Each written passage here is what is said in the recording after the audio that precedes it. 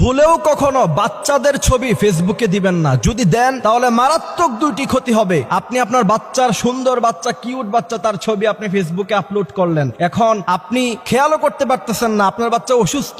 এরপরে ডাক্তারের কাছে নেন, ডাক্তার চিকিৎসা করতে পারে না। ডাক্তার বলে যে তার তো আসলে কোনো অসুস্থতা নাই, কিন্তু বাচ্চা আসলে অসুস্থ। এরপরে আসেন ইমাম সাহেবদের কাছে, খতিব সাহেবদের কাছে। এখন আমি বলি যে আমাকে নিয়ে পানির মধ্যে যদি গোলায়াও খাওয়াইয়া দেন তাহলেও আপনার বাচ্চা সুস্থ হবে না। এই জন্য মনে রাখতে হবে যে এই সমস্ত গার্ডিয়ানরা নিজের বউয়ের ছবি এবং বাচ্চার ছবি, সুন্দর সুন্দর বাচ্চা, কিউট কিউট বাচ্চা, আপনার কি দরকার ফেসবুকে তার ছবি দেওয়ার? আপনি যদি আপনার বাচ্চার ছবি ফেসবুকে আপলোড করেন তাহলে দুইটি ক্ষতির জন্য আপনি প্রস্তুত থাকেন। এই কথাগুলি আমার নয়, বিশ্বনবী সাল্লাল্লাহু আলাইহি সাল্লাম বলেছেন প্রথম নাম্বার যে ক্ষতি, এটা মারাত্মক ক্ষতি এবং এই ক্ষতি হাদিস দ্বারা প্রমাণিত। আপনি আপনার বাচ্চার সুন্দর একটা ছবি আপনি ফেসবুকে আপলোড করলেন, এরপরে আপনার পরিচিত মানুষরা ফেসবুকে দেখে সে যদি বদনজর দেয়, আর নজর হাক্কুন, রাসূল করিম সাল্লাল্লাহু আলাইহি সাল্লাম বলেছেন নজর একটা সত্য জিনিস। ফেসবুকে বাচ্চার ছবি আপলোড দেওয়ার পরে কেউ না কেউ বদনজর দিতে পারে, আর আপনার বাচ্চার উপর যদি একজনের বদনজর লেগে যায় তাহলে আপনার বাচ্চার লাইফ শেষ। কারণ বদনজর একটা কঠিন জিনিস। বুখারীর মধ্যে হাদিস এসেছে,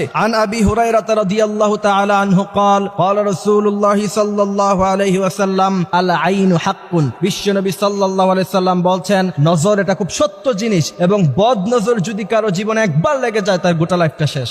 মডার্ন সোসাইটিতে তো এটা একবার কমন ব্যাপার। বাচ্চা খাবার খাইতেছে, বাচ্চা খুব কিউট লাগতেছে, এবার ছবি তুলে ফেসবুকে আপলোড করে দিচ্ছেন। বাচ্চা হাঁটতেছে, তার ভিডিও করে ফেসবুকে আপলোড করে দিচ্ছেন। নো, কখনো এটা করবেন না। যদি করেন তাহলে একবার যদি কারো বদনজর আপনার বাচ্চার উপরে লেগে যায় তাহলে তার সুন্দর জীবনটাকে আপনি নষ্ট করে দিলেন নিজ হাতে। একজন সচেতন গার্ডিয়ান হিসাবে কখনোই উচিত না আপনার বাচ্চার ছবি আপনি ফেসবুকে আপলোড করবেন। দ্বিতীয় নাম্বার যে ক্ষতি, সেই ক্ষতি হচ্ছে আপনার বাচ্চা তার অস্তিত্ব ছোটবেলা থেকেই সোশ্যাল প্ল্যাটফর্মে থেকে গেল। বিশেষ করে মেয়ে বাচ্চাদের ছবি তো কখনোই কোনোভাবেই ফেসবুকে দেওয়া যাবে না। এরপরে দেখা যায়, আমি বিশেষ করে আমার ফ্রেন্ড লিস্টে এরকম অনেক বাবা মা আছে যাদেরকে দেখি বাচ্চার বয়স 15-16 হয়ে গেছে, বাচ্চাকে বিয়ে দেওয়ার মতো বয়স হয়ে গিয়েছে। এই মেয়ে বাচ্চার ছবি ফেসবুকে আপলোড করে বলে যে আমার কিউট মামুনিটা। তোমাকে কে বলছে? তুমি তোমার বাচ্চাকে, তুমি তোমার মেয়েকে মেয়ের চোখে দেখো ঠিকই, কিন্তু তোমার বন্ধু বান্ধব বা কাজিন যারা আছে তোমার পরিচিত, তারা তো মেয়ের চোখে দেখে না। 15-16 বছরের মেয়ে, একটা যুবতী মেয়ে, তারা তো তোমার বাচ্চাকে কখনোই